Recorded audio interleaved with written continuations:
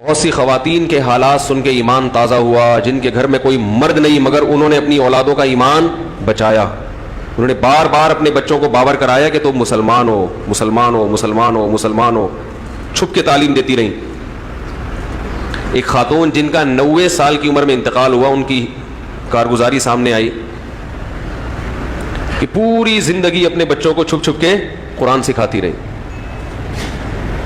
چھپ چھپ کے، اور موت کے وقت کلمہ پڑھا اور کہا کہ سب کو گواہ بنایا کہ میری موت کس پر ہو رہی ہے؟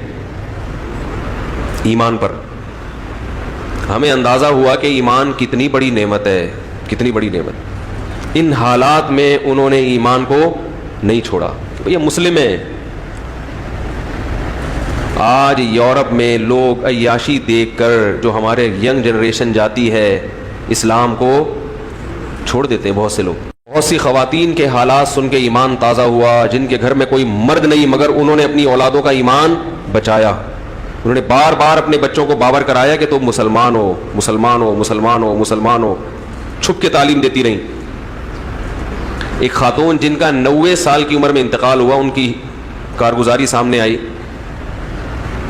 کہ پوری زندگی اپنے بچوں کو چھپ چھپ کے قرآن سکھاتی رہی، چھپ چھپ کے، اور موت کے وقت کلمہ پڑھا اور کہا کہ سب کو گواہ بنایا کہ میری موت کس پر ہو رہی ہے؟ ایمان پر. ہمیں اندازہ ہوا کہ ایمان کتنی بڑی نعمت ہے، کتنی بڑی نعمت.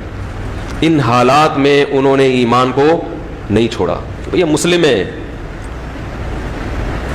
آج یورپ میں لوگ عیاشی دیکھ کر جو ہمارے ینگ جنریشن جاتی ہے، اسلام کو چھوڑ دیتے ہیں بہت سے لوگ.